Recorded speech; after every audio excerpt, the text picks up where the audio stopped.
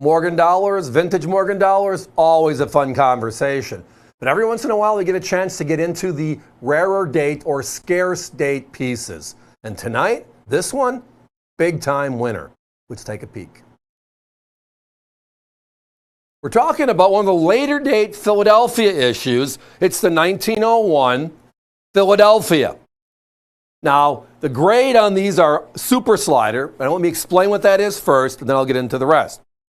We use the word super slider because if I'm talking, and I know I talk a little fast, if I'm talking about an uncirculated coin, or I'm talking about uncirculated as a coin, wherever I pause is the technical difference between an AU 53 to a 55 and uncirculated.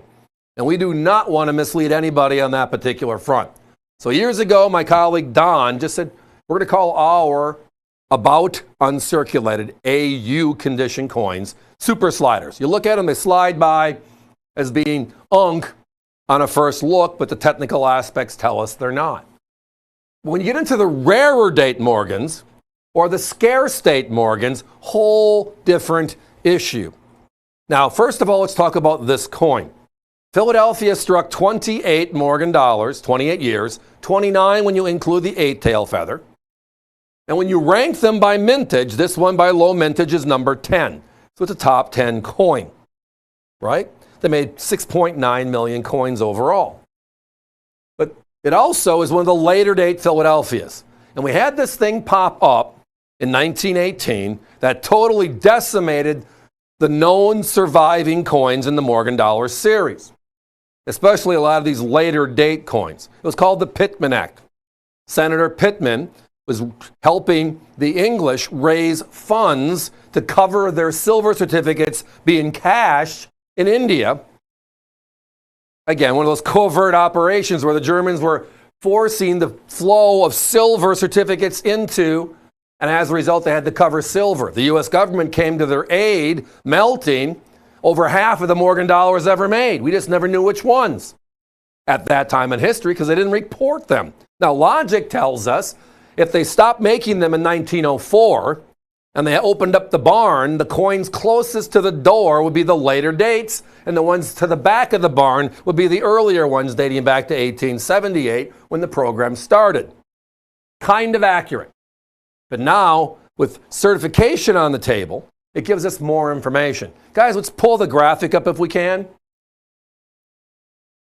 There are some special date or key date Morgan dollars from the 1890s to the early 1900s. And you're looking here, you got the 1893 S, the rarest Morgan of all time. You have the 1893 O, the lowest mintage of the O mints. The 1894 P, the lowest minted of all the Philadelphia mints. 1895 S is the second lowest of the S's.